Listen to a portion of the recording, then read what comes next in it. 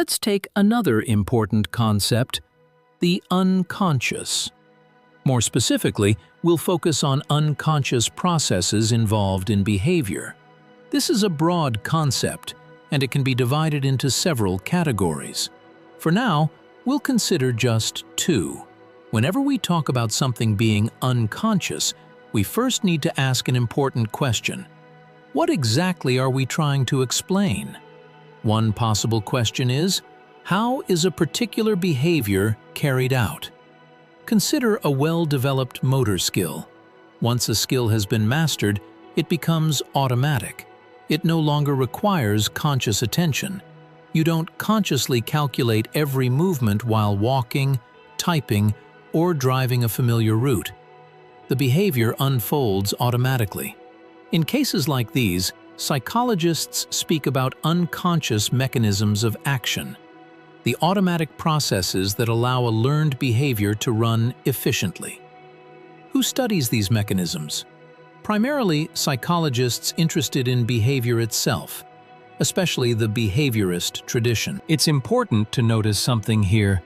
These automatic mechanisms are not what Freud meant by the unconscious. To understand Freud, we need to ask a completely different question. Not how an action is performed, but why it is performed. What is the purpose of the action? What motivates it? What causes a person to act in the first place? This is where Freud begins.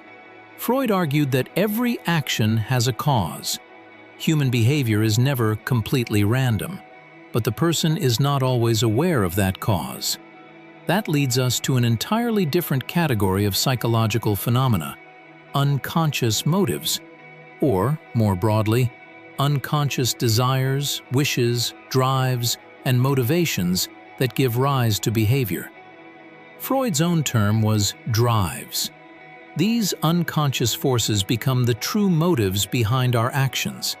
This gives us a first preliminary definition of the unconscious.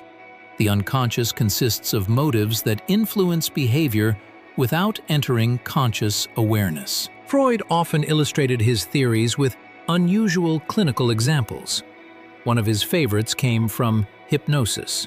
Imagine that while a person is hypnotized, they are given a suggestion to perform a particular action later. After hypnosis ends, the person remembers nothing that happened during the hypnotic state.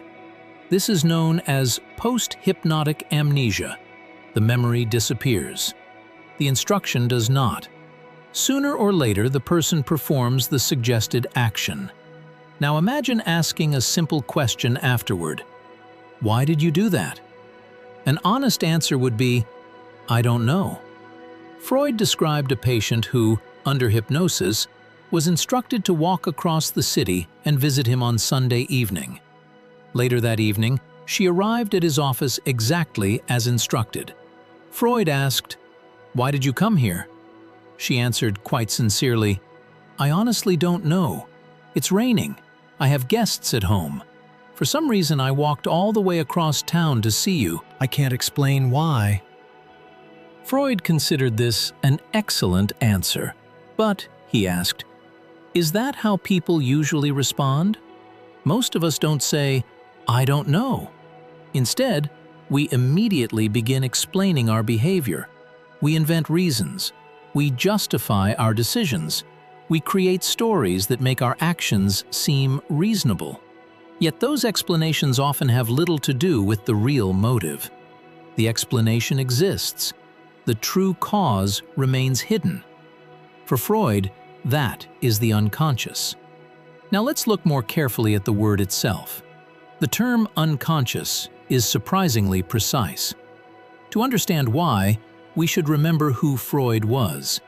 Before anything else, he was a practicing physician and psychiatrist. He worked with patients, and it is his patients who reveal what he means by the unconscious. Think back to the people we encountered in earlier psychological theories.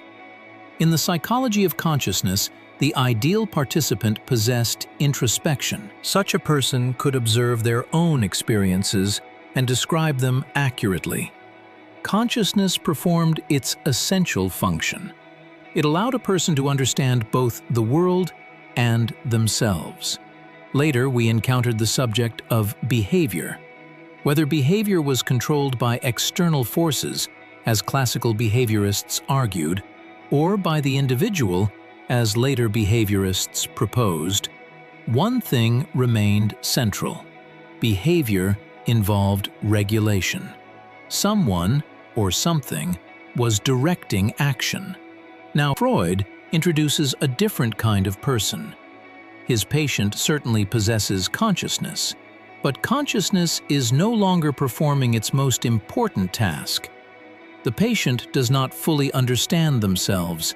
The deepest motives behind their actions remain outside awareness. They know what they are doing, they do not know why they are doing it. In this sense, consciousness fails to fulfill its central function. That is why Freud speaks of the unconscious. You might even think of it this way. The unconscious is consciousness without understanding. Consciousness is still present, but it no longer provides access to the true causes of behavior. It cannot answer the most important question: why do I act the way I do? This limitation appears in another way as well. A person who cannot understand the true motives behind their behavior often struggles to regulate that behavior. Self-control becomes more difficult because the forces guiding action remain hidden. So we arrive at two concise definitions of the unconscious. The first, the unconscious consists of motives that influence behavior without conscious awareness.